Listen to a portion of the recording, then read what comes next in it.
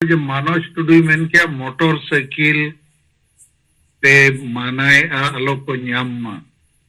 अदो ओना दो बांग कना मामला दो आपे थोड़ा बेस सही आपे पढ़ावा अबुआ मेन उनको माझी और परगना के मोटरसाइकिल और पैसे को न्याम जहां बंशगत दो बाको बनाव कना आतुरिन हर को बनाव का और नुकु बंशगत माझी परगना मा बुल मताल मुरुग गया को और नुकु दो संविधान कानून मानवाधिकार और जनतंत्र चे गणतंत्र बाको मानव बतावा और होड़ जबरदस्ती को डांडम को बाढ़ चे सामाजिक बहिष्कार को डन को तो नुकु मा संविधान कानून खिलाफ रे को कमी करना अदो नौकान को दो आलो को न्याम आतुरिन होड़ दुड़ुब कते आको तला खोज जहां को बचाया उनी न्याम माय ना कि राजाई बेटा राजाई बनावा कना उनी न्याम माय नुआ कना पहला कथा मेनखान नोआ चे लगी बाय चला कना नोआ इदी कते अब गोंके लगातार बिचार को रिपोर्ट को ले आबोन कना और मटे कमी रे मोटिवेशन लेकाते कथा को दो आबोन कना आदो नो जे जॉन करे जहां लीडर को सपड़ा इदी कते अब लगातार जिला वाइज जूम मीटिंग किन सपड़ा ओना तालाते अब कमी रे टारगेट हमन सेट या जमन अब मिट्टी जिला रे 1 लाख लिपलेट हटिंग रे जहां टारगेट हमन दोया ओना को बन सब दाड़िया मा और जहां लका नय अब तला रे दाराकान दिन 7 अप्रैल 2024 रे जहां भारत बंद रेल रोड चक्का जाम रे बन होआ का अदो नवा विषय ते दो एना होले मेन लेट गया जे अब ना इलेक्शन भितरा रे अब कोड ऑफ कंडक्ट रे हम विचार होया बोना और ओना तलाते अब नो जे मिद मरांग वखाना आदिवासी बंचा लगी नवन न्याम डोकार नो जदि बेस का बन पसनावा इंदिन मेने नो ना विचार दराकान उलमा अभी तो जदि अब बेस ठीक बन प्रचार प्रसार किया और कराव दाड़े बन और इन खान दो अब सांताल हुल जहां एहब लेना 7 जुलाई खन अदो इन हिलो जदि अब बंदी बन होया एनखान नागाम सला हो जुड़ो तहना सांताल हुल सला हो अदो मा निये को मेन बड़ा कते के इन पाटा पे खान दो सलाम को दोड़ाते जोहार। हाँ हेलो बुढ़न गोंके आंजम कना आड़ी बेतारी मो कना अदो इन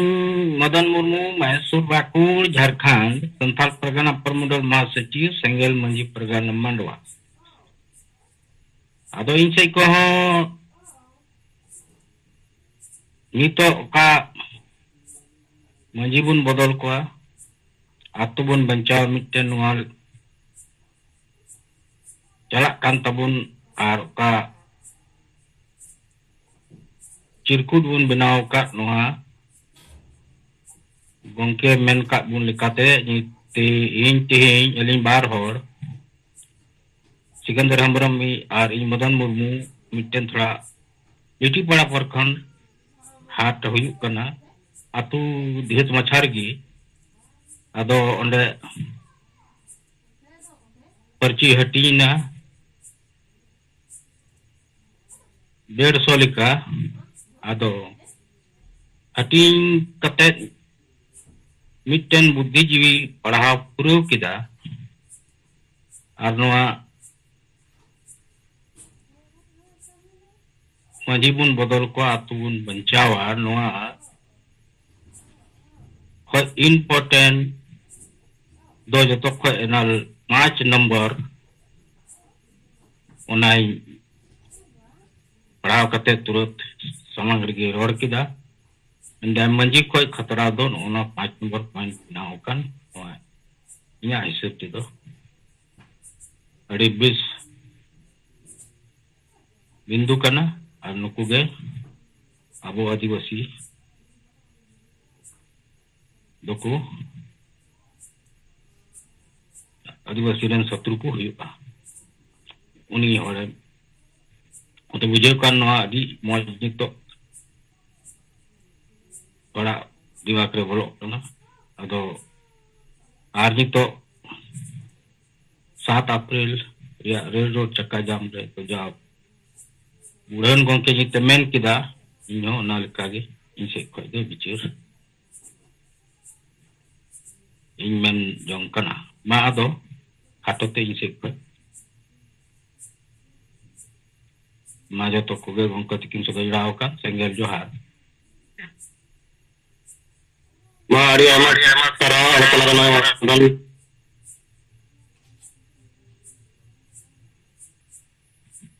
भाई आंजमो kan ya नितो आंजमो कना बदल गंके हां नितो आंजमो कना अच्छा अच्छा नेटवर्क कटी नगर भी उकान थाना अदो ठीक गया तेहेnya नवा सिंगल जुमा सारे चढ़ाव कना बुई दिल बंगा पर से करे मनोतन सरपन मुर्मू मैडम सुमित्रा मुर्मू और सनम राजरेन सिंगल रन कार्यकर्ता को इनसे को सनम को जोहार इन बजुन टुडू आसाम पनोत सिंगल वाइस प्रेसिडेंट आसाम पनोत सिंगल परगना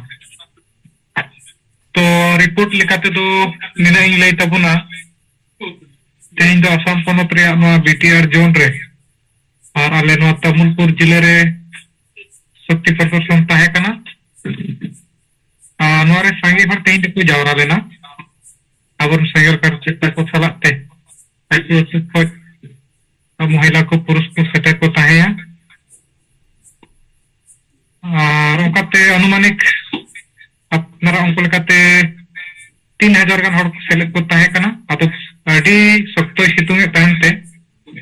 अब मीटिंग समग्र बन करते रहो साइड साइड कन को पूरे एतोहब खन मुचाद धरी अब मीटिंग को आंजम केदा गलमरा नोडे अडी बेस हुईना जहां जहां को अब मुद्दा आदि करते बुन शक्ति प्रदर्शन रे अबुरन दिसम हॉट ठेन जहां कथा बुन लई कोना को तो जतो लई हटिना और तेहेnya नोआ शक्ति प्रदर्शन रे सनातन सजगता जनजागरण सभा गे नोरे अब महिला मोर्चा आसाम पनोतरन महिला मोर्चा चंपा किसको हो सेटेरे ताहेया बीटीआर जनरल सभापति अबु सनेराम मुर्मू सने सेलेद ताहे रालिंग मानो चलान 17 तारीख खन लगातार मेना लिंग गया तेहेन नोडे जहां तना को जावरा को ताहे कना उनको को तलारे नो माजी बु बदल को अतु बु बंचावा नोरे ना चिरकुट हो संगोर तलारे तेइन सभा तलारे गे कथा लई सलाते पर नो चिरकुट हो एम हटिंग हुईना और जहां जहां करे और कम धारा को हेज कना ओना को लगिद हो एम भेजा हुईना गपा म्यांग के ओना करे को अबर संगल करता को हा को हटिंग तबुना तो तेहेना नोडेना रिपोर्ट दो गंके नोका गे निना गे लेकते इना कथा ना रिपोर्ट लेकते गे मुचाते तबना नोदराते सनम को जोहार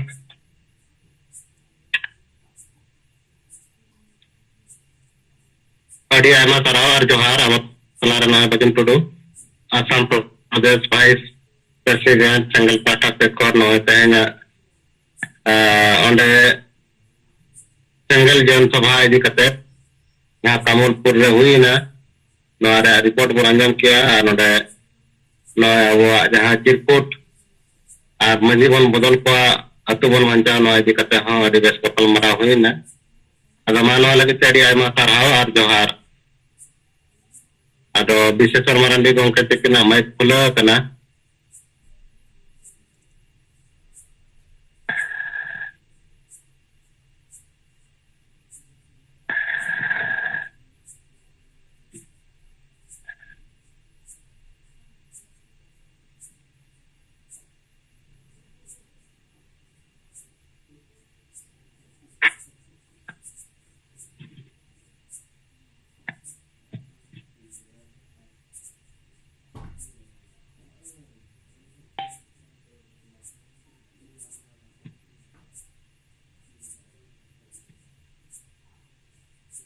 ᱟᱫᱚ ᱛᱟᱵᱚᱱ ᱟᱯᱮ ᱟᱨᱚ ᱡᱚᱱᱟᱞᱮᱴ ᱠᱚ ᱟᱵᱚᱨᱮᱱ 18ᱴᱤ ᱡᱚᱱ ᱢᱮᱱᱟᱜᱼᱟ ᱟᱨ ᱚᱠᱟ ᱠᱚᱨᱮ ᱟᱵᱚᱣᱟᱜ ᱱᱚᱣᱟ ᱟᱹᱰᱤ ᱢᱚᱡᱟ ᱪᱤᱨᱠᱩᱴ ᱡᱟᱦᱟᱸ ᱵᱚᱱ ᱢᱮᱱᱮᱫᱼᱟ ᱱᱚᱣᱟᱨᱮ ᱱᱚᱣᱟ ᱛᱤᱱᱟᱹᱜ ᱵᱚᱱ ᱦᱟᱹᱴᱤᱧ ᱫᱟᱲᱮᱭᱟᱜ ᱠᱟᱱᱟ ᱟᱨ नवा बन हटी लेकिन के अब आदिवासी समाज रे विचार बन लहा दाड़ेया जे बंचा लगित ते आदा मासे नवा को उगी कते और ओना तलाते और रिपोर्टिंग को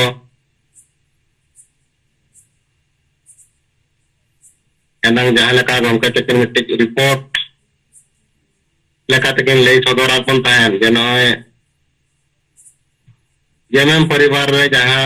सीता सोरेन नित बीजेपी पे चलावे ना आदो नितेन सपोर रे अडी बेस मारांग मारांग येते ओडोक कना जे उनी आपवा खानदान रे जहां शिबू सोरेन और हेमंत सोरेन बाप बेटा के आजी हर दुर्गा सोरेन दकिन गोजका दे बंकान ओंगा बेटे जहां हुई कना आकस्मिक जहां दुर्गा सोरेन गोजना ओना चितान रे उनी कथा रकाब किया अगर अड़ी मांग चर्चा रे कथा हो कान गया ये नोका नुकु सत्ता लगी ते नुकु सोरेन परिवार दो आदिवासी समाज दो गुलाम रे को दोलेया और नितो नोआ कथा आकोरी नोला होगे को ले ओडोकिया को नो अड़ी माने विचार रे कथा कना अदो मासे ताबन नोका के आरो एटा विचार को रिपोर्ट को बन अंजमा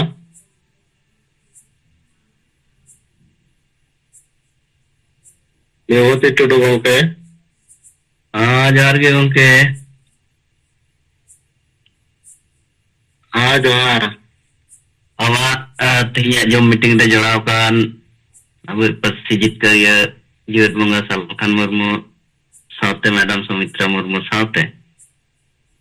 ए राजरेन आदिवासी संगेल अभियान सनाम कमिया को इन पाटा से कोई गुणमान सरहाव और जोहार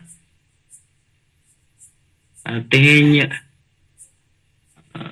जहाँ नोडे माने उत्तर बंगो मालदा जन जहाँ ट्रेनिंग प्रोग्राम लेका जहाँ ते है कना साहेब सलाते साहेबा आईडी रेगी अदो मालदा दक्षिण दिनाजपुर उत्तर दिनाजपुर पिया डिस्ट्रिक्ट रेन जतो कमिया को साथे बेस गलमरा हुईना साहेब साहेब कथा को बेस को आंजम किया कम बेसी कमी मा मारंग खगी चला कान थेया दियाल लिखन को आर ना चिरकुट हटिंग को हो तो उना इना अक्तर गे आरहन ओय नियटा मीटिंग कते नहा नितो नोआ आस तहन कना आरह थोड़ा गान कमी रे स्पीड थोड़ा बढ़ती नगोआ इनासोआ साथे नित जहां देवाल लेखन को अडी रहा और इनखन बांग धीरे कना नियल लेखन हा निया बार दिन गंदो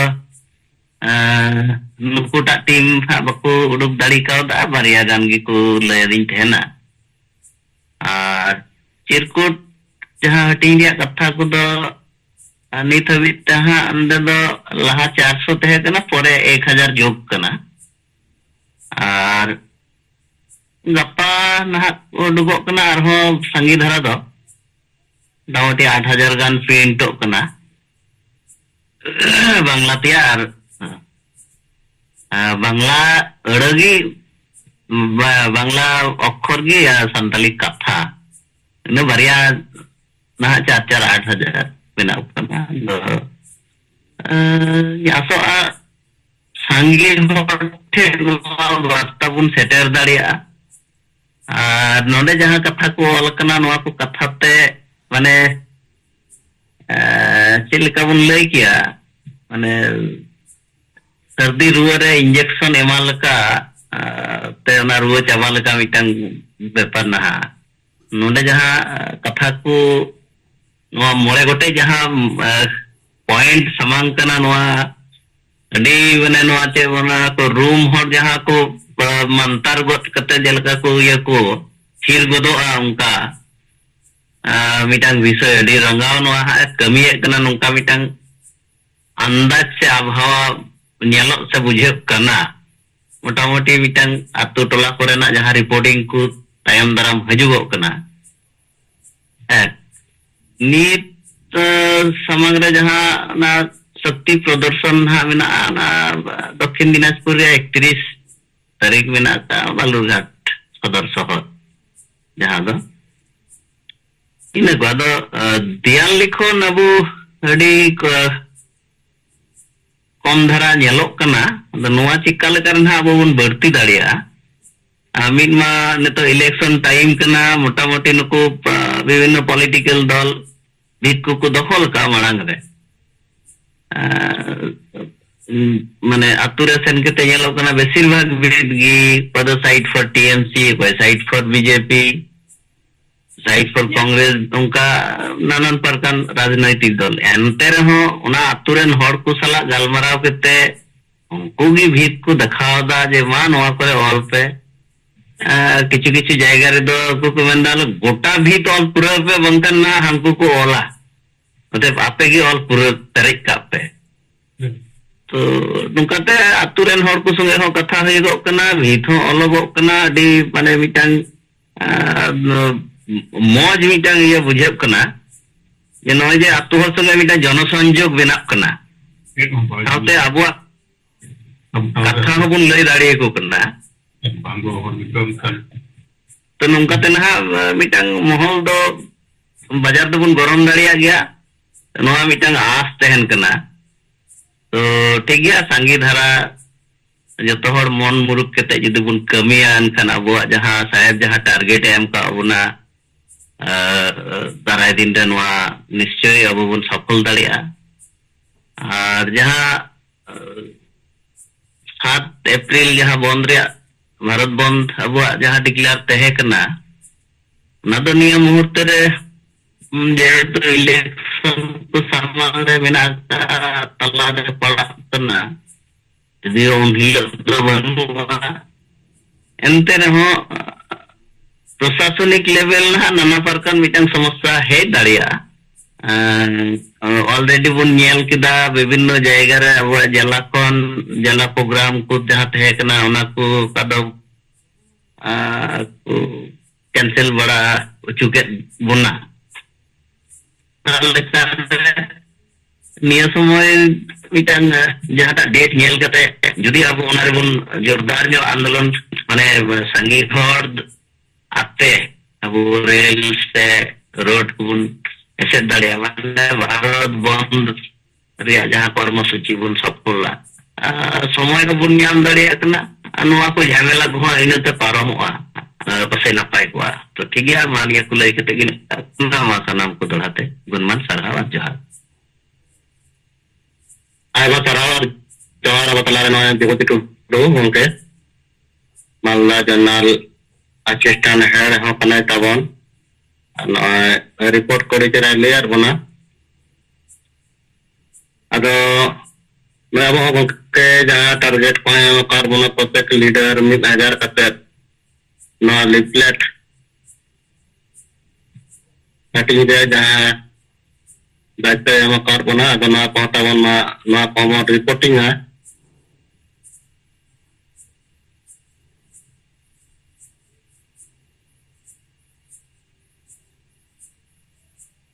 नए बन आजम क्या विभूति टुडू गंके लई के आज को बांग्लाते और अंतरते 4,000 कतर रे जा लिपेट को बनाव कर ना को हटिnya दर लगे चेड़े आमा सरहावा जोहार अब मसे निको अब तलारे बाहरा मास गंके मेना किना हजारीबाग जोनल हेड लेकाते हकिन कमिया अबरेन सिंगल प्रेसिडेंट हजारीबाग जिला हो कना किन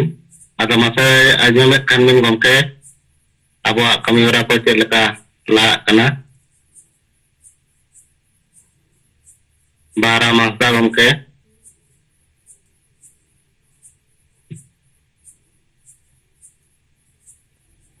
जतो संगल सना ते संगल समर्थक और संगल नेता कार्यकर्ता दिसंग उनके जीवित बंग सरखन मुर्मू सलाते जतो ओके सिंगल जुमराइंग बाटा सेखन साइसा सहार सिंगल जहार तो इन इतुम दो बाहर हजारीबाग जिला अध्यक्ष हजारीबाग सिंगल जनरल हेड अदो नोए मुंके हिसाबते नोए एया कोंत्रे कमी चला करना और अब जहाँ बंग जहाँ कमिटी के बन तहन करना अदो नोए नितबन देवाल लेखन दा पर्ची बन हटिंग दा और नोरे हर कोड़ा से हर होटे तो बंग सेटर कन रहा नुकु जहाँ विभिन्न संगठन से सोशल मीडिया उनका होटे तो सेटर हैं और उनका के नोरे हजारीबाग जिले रे मिटे मनोज टुडुआन नितुम मिनाया उन्हें तो असु संगठन ने चलावा और उन्हें नौका फोन किदा जे आपे दो जतो नहीं समर्थक के और जहाँ तक कमी पे तहन करना ही हो सोशल मीडिया में निज पिन छपा चे बोले नो समर्थन दा अब नित बारिया कमी नेल नामे तपे आदो नो दो बई समर्थक दा मने ओपन दो बई रोड़ा लेकिन आंते तो कॉन्टे के माध्यम से लयाम करना जेनवा दो बई समर्थक दा नंदे काटा चेज का ना चेर कम बुझो अतो मनदा नवा जे मजी आराम को बाइक को जाम दा नवा पे मना को कना जत्तो हर बाइक को नाम लगा उना करोड़ करोड़ टका रे हईवा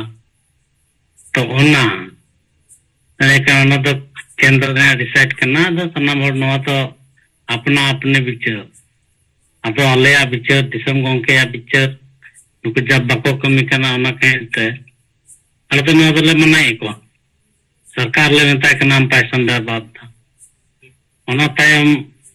हाँ नंदा नवा देवल लेखन से मंजी बदला गांव बच्चा पे मिलना नवा तो बनसे गो नवा कहते तो सो मिना चला करना और नित नवारे आपे पे मिलना मुंडे उर को हो ताहेलन तको नुकु नुका तिकिन चबायन तको उनको आदो नुकान अबो लेका व्यवस्था तो बनु तको आदो आपे दो पे चबाया उनते नुआ हो बन कुसिया अतो नुआ तो को बिचार हाँ आदो सही ना कथा दो बांग उकुवा मिदन सच्चाई सामने हजू और सच्चाई ने तो हजू कना अडिगन हो ओना अबो नुआ बन कारण से ले बन रहे को कना अतो एटा हर दो अड्डी सख्तो को बुझेगा और को पॉजिटिव को मितावता बन करना तो निया को कथा में करते गए अलिया कथा रे मुचे दा अतो नोए नंदे नेटवर्क बाइसागा अतो नोए नेतार उद्गार करना सितुम करना दिन महा आवे ये उद्गार करना मते तो डलर के नेतार तो कितनी बड़ा है यो अतः है 10-11 बजे 12 बजे पे तो मनाते तो हाँ लिंक ज्वाइन किया अतो लतार में एक बाइसागा मैं चलते बलिंग जम है था तो घराते जो को सिंगल जहाज अच्छा बहाराम हास्ता अन्य कथा अंजमो कना है सर अच्छा नॉय जे मानोज टुडू मेन क्या मोटर साइकिल पे मानाए आलो को ᱧᱟᱢ मा आदो ओना दो बांग कना मामला दो आपे थोड़ा बेस सही आपे पढ़ावा अबुआ मेन उनको माझी और परगना के मोटर साइकिल और पैसे को ᱧᱟᱢ मा जहां वंशगत दो बाको बनाव कना आतुरिन हर को बनाव कवा और नुकु वंशगत माझी परगना मा बुल मताल मुरुग गया को और नुकु दो संविधान कानून मानवाधिकार और जनतंत्र चे गणतंत्र बाको मानाव बतावा और हर जबरदस्ती को डांडम को बाढ़ चे सामाजिक बहिष्कार को डन को तो नुकु मा संविधान कानून खिलाफ रे को कमी कनु आदो नौकान को दो आलो को ᱧᱟᱢ मा आतुरिन हर दुड़ुब कते आको तला खोय जहां को बचाया उनी ᱧाम मा ना कि राजाई बेटा राजाई बनाव कना उनी ᱧाम मा नोआ कना पहला कथा तो हम हो बम बडाया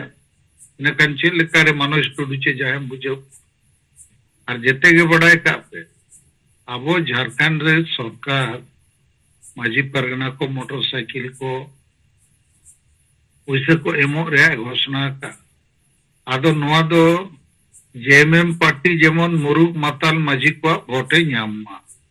उनको माध्यम ते अतुरिन होड़ा भोटे ᱧᱟᱢ ओना मेनते अबो बो विरोधेगा और अतु दिसम यदि मुरुग माताल के को चलावा तो अब विकास तो चल करे हुआ तो सर कथा माझी वो बदल को अतु वो बंचावा आदो अबोरिन होड़ ने क्रिस्तानो कना को हिंदू कना को मुसलमानो कना को आदो अतुरिन माझी उनको चेदा बाय दो दाड़िया को कना अबो सला दोसर नेत कुणबी महतो को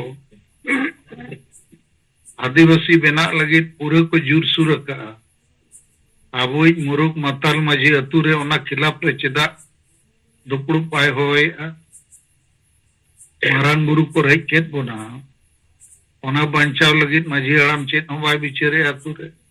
तो नौकान माझी हड़ाम बो बंचाव दो काको कान अब आशा भाषा जाति धर्म रोजगार को बाय बंचा और झारखंड में अब संताली राजभाषा बाय बिना खान ओकारे बिना और नोआ राजनीति डोमिसाइल के स्थानीय नीति हो बनुआ न्यायपूर्ण आरक्षण नीति हो बनुआ नियोजन नीति माने नौकरी चक्री ᱧᱟᱢ रे अदो नोआ को दो नुकु मुरुग माताल माझी हड़ाम को बडाया खाली हांडी न्यू को बडाया और रूमो बुलु डांडोम बारन ट्रेन पाते ओनाते वो मैंने आतुरिन जेते होड़ नुकु माझी हड़ाम के गुलाम कते को दो अकत को डांडोम बारन चे बार डन आना नवा करमते होड़ आतुरिन माझी को बतो रखो कन और नुकु माझी दो अबो आशा भाषा जाति धर्म रोजगार रेजो कन रहे हो आंडी न्यूरे के मेना को तो नौकान माझी को कारण ते अब अतु दिसम दो गोज गया गुलाम गया अदो अतुरिन होड़ अब आजाद ते हुआ अदो नीत वोट रे समय कना अप्रैल और मई महीने रे दो जेते पार्टी और नेता को वोट लगी को दाड़ाना अतु अतु और 4 जून तो ना वोट रे गिनती हुई हुआ अदो इन खान अब चेत बो चेकाया अब माबो मैंने जेते पार्टी उठेन आदिवासी एजेंडा बनुआ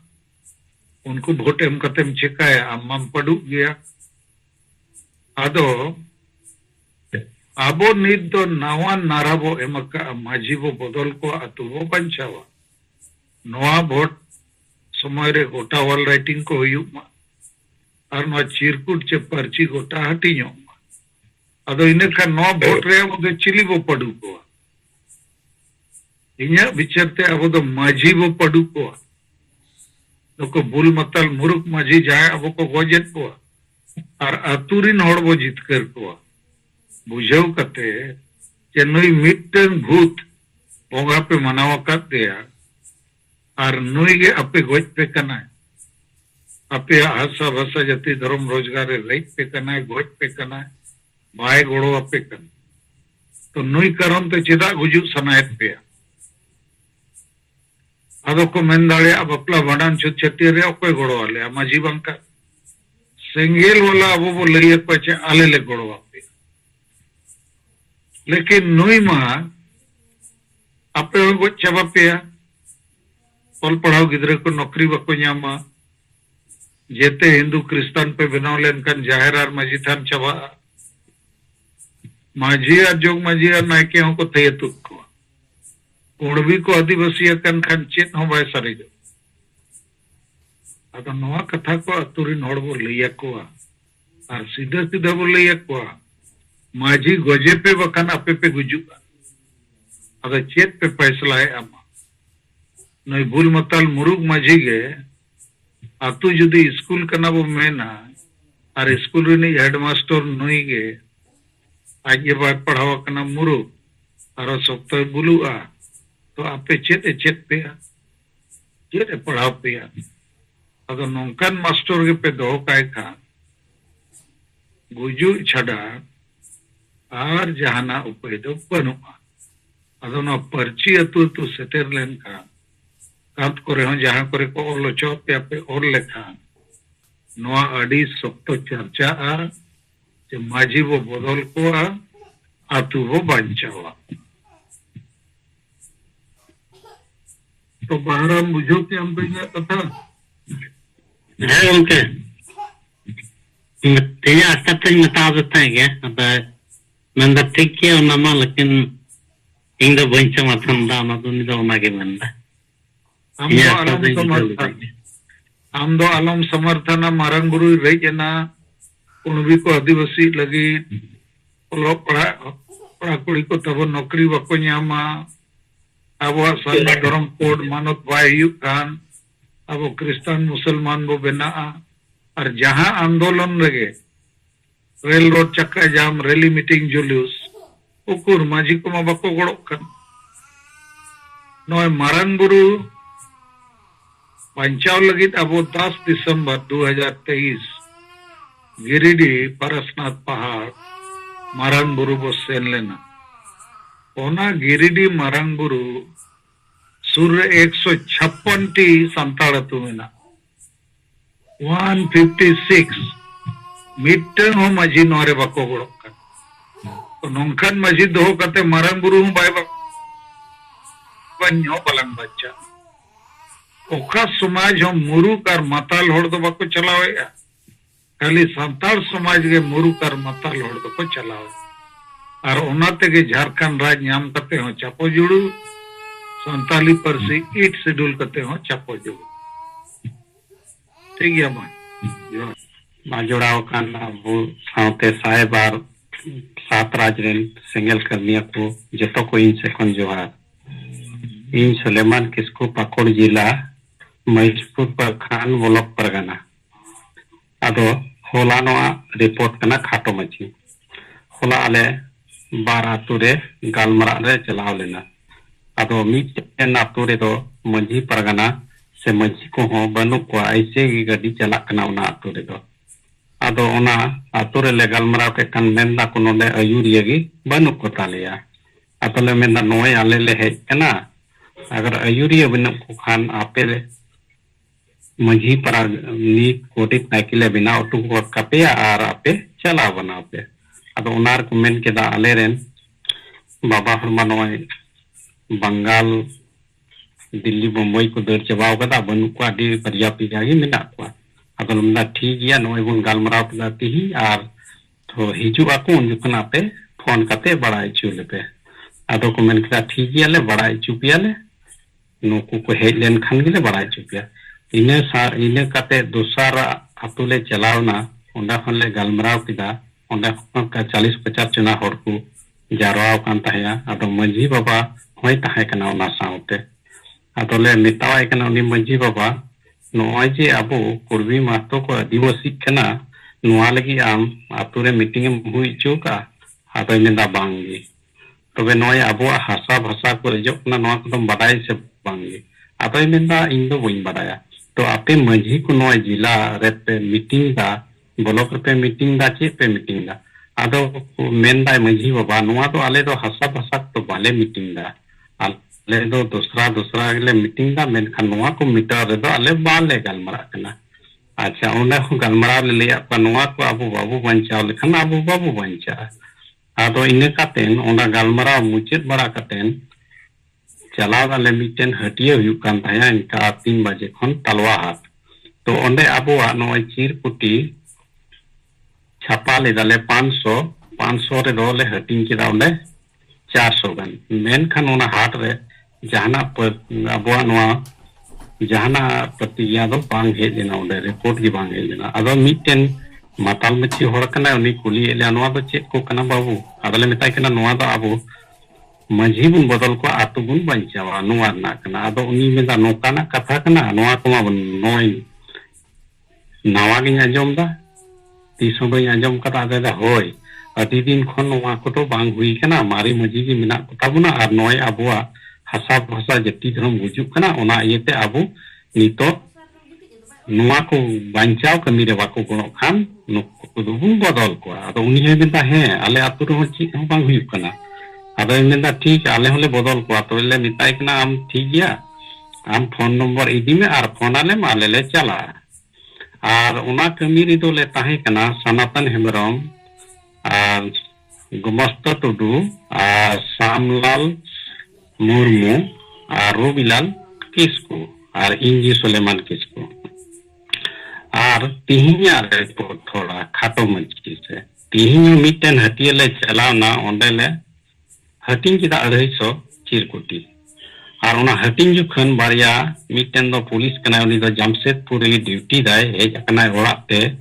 और मीटेन मास्टर किन गालमरा कन थाया रोड साइड आदो इन ओंडेन चलाव ना चिरकुटी इदी कते आदो किन मीटिंग कना चेक कना आदो किन पढ़ाव केदा मंझी बुन बदल को आतु बुन बंचा नोआ दो चिका लेकाते हुआ उनकिन किन मेनदा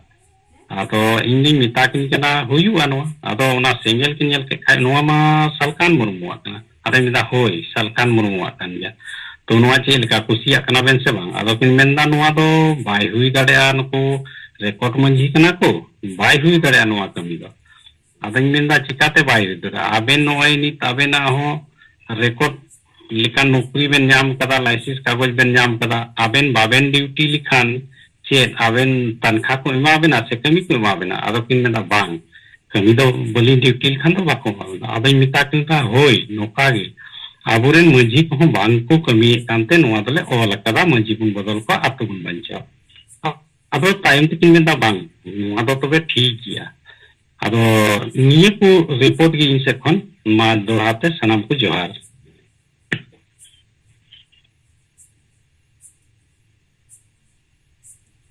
अच्छा सुलेमान किसको थोड़ा ये कथा आजम कना अच्छा है आजम कन गया मारंग मा अडी सराव आपे नो लेताड़ पे कमी करना आठ रे नो चिरकुट को पे हटिंग और वॉल राइटिंग को और मीटिंग को अदो ओने जे पुलिस और उनी हड़ किन ले के नुकु मा पट्टा माझी कना को चल कर को बदलवा तो अब दिसम रे दो प्रधानमंत्री को बदलो कना मुख्यमंत्री हो एमएलए एमपी हो वोट ते को बदलो कना अद पट्टा माझी को बदलो जदि अतु अतुरिन हड़ को इच्छाया जे आले अतु रे पट्टा माझी nyutum ते मिटे मुरुक और बुल मताल हड़ आले चेदा माझी ले बतावया चेदा ले बतावया आले ले ओल पढ़ावा कना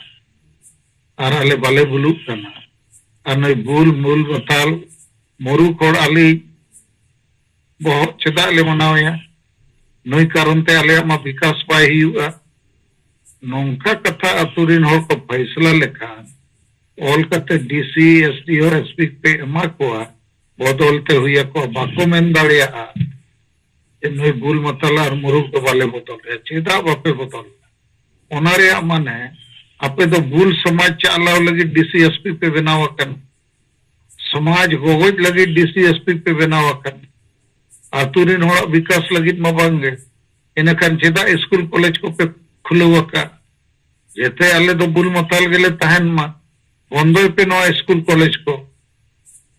जखन ऑल पढ़ाव करते विकास रे बो गलमारावेगा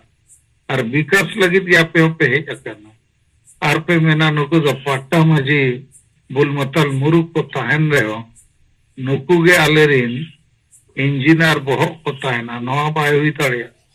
अदो नौका अतुरिन और बुझो लेखान को नौका रोड लेनखा नुकु डीसीएसपी नो बदलते हुई को दोसर कथा बुल मताल मुरुक होड़ गे अतु को चलाव खान ओंडे क्राइम बढ़ा क्राइम माने अपराध गोज गोपोज नो बलात्कार बुलु तपम नेया नो को बढ़ा इनखान सरकार दायित्व करना जे अपराध हो अतु दिसम रे कमो मा लेकिन बुल मताल होड़ गे और मुरुक गे अतु चलाव खान मा बाय कमो तो नवा हुई ना पहला कथा तो सर कथा जे माझी जुदी अब आशा बसा जाति धर्म रोजगार बांचा रे बाय गोड़ो ओडवी महतो को गपा को आदिवासी कानखा अब माझे चाबा दो रे चाबा को गज उतरो अब तो उन्हीं मिट और कारण ते पूरे अतु जापड़ के तो गुजुगा चेदा बा माझे के को गजेया सांगे होड़ बांचा लगी तो माझी दो नित बाबू बदल लेको का आदिवासी दो ऑलरेडी वो गज ठीक करना माझीरिन गुलाम लेका मेना बो नवा बोतर ते चे माझी बंकान बापला भंडान जो चटियर को वाय हुआ अदो नो बापला भंडान चटियर के को बंचावा आशा बाबू बंचावा नौकरी बाबू बंचावा भरम बाबू बंचावा मारान बुरु बाबू बंचावा इने खान मा बापला भंडान करते हो मुसलमान लेका बापला हुआ बकान क्रिस्तान लेका और जाहिर को माझी थान को तो चावा अतु अतु रे मंदिर मस्जिद गिरजा बिना आदो नवा मेनते अब नेट माझी को बदल रहा कथा वो मेने ठीक गया सुलेमान मा अडी पे एस पे कमी करना इन सब कोई अडी अडी बन मनाव सराव ठीक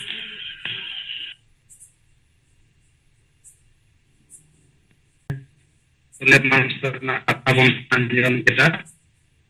ओना सला तेलारे गुंके कथा हम बन अंजन केदा अब मा उनका की कथा को रिपोर्ट को आर विचार को मार को तो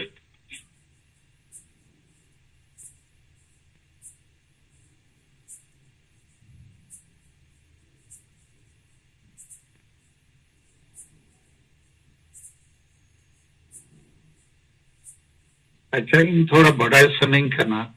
तेहिं दो नो जूम मीटिंग चलाव रे दायित्व तो ओकोय को करना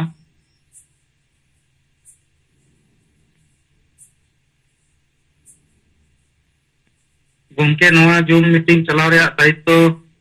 इन्या नेतृत्व रे मेना और इन सला पे मेना कोआ रवि नारायण सोरेन राजा मरांडी बाजुन टुडू राबी मांडी मालो मांडी बैजनाथ हंसदा सुशांति किस्कू अच्छा ठीक गया लेकिन तेहिं मीटिंग दो चेन हो सपड़ाव बनु आपे असल कथा नोका कना जते और तलारे नो बुझो नो पे सप्ताह रे एआई दिन हुआ तो एआई लीडर नो जिम्मा हताव दरकार और लीडर सलाते और बार होड़ नित अडिगान ᱧᱩᱛᱩᱢᱮᱢ लई के कोई हनवारे गोड़ बनु को और बार हो उन्हें एक नंबर लीडर जहां कारण ते के भाई सले तड़िया कान 2 नंबर से 3 नंबर ओना कमी रे कमी किन टेकापा तो पे होड़ दो जैसे तेहिं स्कूल वो खुलो के 8 बजे पे होड़ दो अपने मास्टर लेका सपड़ाव कते पे हिजुआ और पे लिया ये तेहिं दो चेत सब्जेक्ट वो पढ़ा तो पे होड़ मा मास्टर कना पे सब्जेक्ट एहोब रे पे लिया तेहिं दो चेत हो सब्जेक्ट के बनुआ माता वो रिपोर्ट को लई पे टीचर को लई पे उनका तो बाय चला प्रतिदिन पे होर जिम्मेदारी के साथ हिजुग दरकार जे तेहेኛ स्कूल रे अब पे होर मास्टर तेहेñ दो नवा विषय रे वो चर्चाया उनकान विषय रे चर्चा दरकार जहां को चिंतन रे अब वो कमी अब कन लगती मास्टर सलाते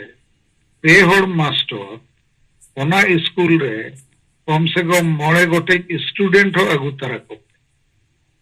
आपे गे आपे एरिया रे सिंगल कार्य करता और उनको स्टूडेंट तो सब्जेक्ट को बढ़ाई का मा किचुगन उत्तर को सपड़ाव करते को हिजुग मा इन खान नौका ते गलमरो वो एहब लेखा चेक चिका ओना स्कूल खुलो रिया तेहेኛ चे गपा उद्देश्य एहब को चला मा हुईना प्रतिदिन जूम मीटिंग चलाव रिया मास्टर और स्टूडेंट रिया सपड़ाव तेसर सपड़ाव दो अब तलारे 18 जोन में अब कम से कम जिते जोन को 12 होड़ गान सिलेक्ट कोपे जहां दो मोटिवेशन कथा को लई दाड़िया मोटिवेशन ले माने तो हुई कना बैटरी चार्ज लेकन कथा ओना कथा वो अंजम लेखान जते होड़ कटी कुसी वो बुझेवा चावो कमी तो लहाक कना होड़ को तलारे नवा इदी कते बिचेरो कना और मिटन जोन रे 12 होड़ हो उनकान बनुक किना बिचेरिया जे उनकान कथा दोहो लगी इन खान मा बेकार गया वो सांगे होड़ बाबू बुझेव और होड़ बाबू बुझेव तड़े को कन आदो प्रतिदिन गे प्रत्येक जोन रे 12 होड़ उनकान किन पे नाम ओडोक लेकिन खान उनकिन और बाकी जते होड़ मेसा करते जखन गे नोडे जूम रे गेप हुआ उनको मोटिवेटर स्पीकर दो ओना जहां कथा को दोया इन खान कई नोडे गेप बाय हुआ एहब खज मुचाद तेहेñ नोआ स्कूल खुलो रिया 8 बजे खज 10 बजे चेत तबो टारगेट ताहे कर चेत सिलेबस वो पढ़ाओ किया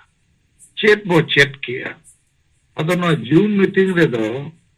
मास्टर हो बनु को स्टूडेंट हो बनु को जहां जहाना के रोड जोंग में इच्छा लेखने अब अखान फिर को माने नो तो नौकान रेल गाड़ी कना ए इंजन दो मेना डबा हो ड्राइवर तो बनु को अतो कई धरा नोआ आपे लीडर कुछ बुझेत के लेकिन आपे ठेन समय हो बनुआ आ समय चेदा बनुआ दुलड़ कम गया बखान सप्ताह रे मीत दिन के से जिम्मा हताव रेया मेना ओना मीत दिन दो पूरे जिम्मा हताव कते नो जूम चलाव पे इन खान जूम रेया चेदो रेया बैटरी चार्ज रेया कथा को बढ़ाए रेया मिटन रस्क गरज दुलड़ दिन बढ़ा अदो नो तीना दिन पे तो नेलेया नो जूम दो बिना ड्राइवर रेया एक्सप्रेस लेका चला कना ओकोय चपुली कना अंजमो कना चेवा चिली हो बापे रोड़ा अंजमो कना आदि नो डामाडुल टाइप लीडर को संगे मेना पे बापे बिचेरे अरे समाज में गोज गया आपे हो गोज होड़ लेका नोडे पे शामिल को तो ओकोय नोआ गोज समाज तो बचावा ठीक गया मा बुझो के अच्छे बांगा इनो डाउटिंग बुझोआ आपे उनका लीडर को कना पे नापे बुझो दड़िया नापे बुझो दड़िया को फिर को आपे कई हो बापे होमवर्क ना होमवर्क ते नोकना जूम बो चलावेत गया लेकिन नवारे ढेर लाभ हुई कना उनका बन बुझोआ नवा हो को पले को इयरा ना दा आप तुर क्लास करना ओकोय चो 3 रे चेक चोय मेना बखान 3 रे चो दर के स्कूल खोय अब मास्टर को लापता माजोर अच्छा गपा ओकोय जीवन करना जूम चलाव रे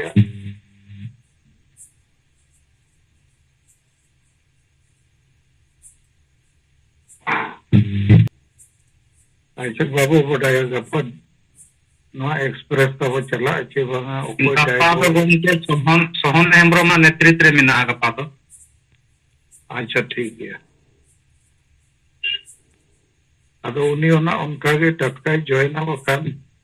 ᱪᱮᱫ ᱦᱚᱸ ᱵᱟᱭ ᱥᱟᱯᱲᱟᱣ ᱠᱟᱜ᱾ ᱱᱚᱣᱟ ᱟᱹᱰᱤ ᱫᱩᱨᱵᱷᱟᱜ්যᱯᱩᱨᱱ ᱯᱚᱨᱤᱥᱛᱷᱤᱛᱤ ᱟᱵᱚᱣᱟᱜ ᱧᱮᱞᱮᱜᱼᱟ᱾ ᱟᱨ ᱟᱵᱚ ᱫᱚ ᱨᱟᱱ ᱵᱮᱱᱟᱣ ᱟᱠᱟᱫ ᱨᱮᱦᱚᱸ ᱨᱟᱱ ᱵᱚ ᱥᱮᱴᱮᱨᱟ ᱛᱚᱵᱮ ᱛᱚ ᱦᱚᱲ ᱠᱚᱴᱷᱮᱱ ᱠᱳᱨᱳᱱᱟ ᱵᱤᱢᱟᱨᱤ ᱧᱟᱢ ᱟᱠᱟᱫ ᱠᱚᱣᱟ ᱦᱚᱲ, ᱵᱷᱮᱠᱥᱤᱱ ᱦᱚᱸ ᱵᱮᱱᱟᱣ ᱟᱠᱟᱱᱟ, ᱥᱮᱴᱮᱨ ᱠᱟᱛᱮ ᱵᱚ ᱴᱤᱠᱟᱹ ᱠᱚᱣᱟ ᱛᱚᱵᱮ ᱛᱚᱠᱚ ᱵᱟᱧᱪᱟᱜᱼᱟ᱾ चलो ठीक है, मांग से लाए थे और जूम हो ठीक को चलाओ लेता अड़ी गान हड़ को चेदो कथा दो जोर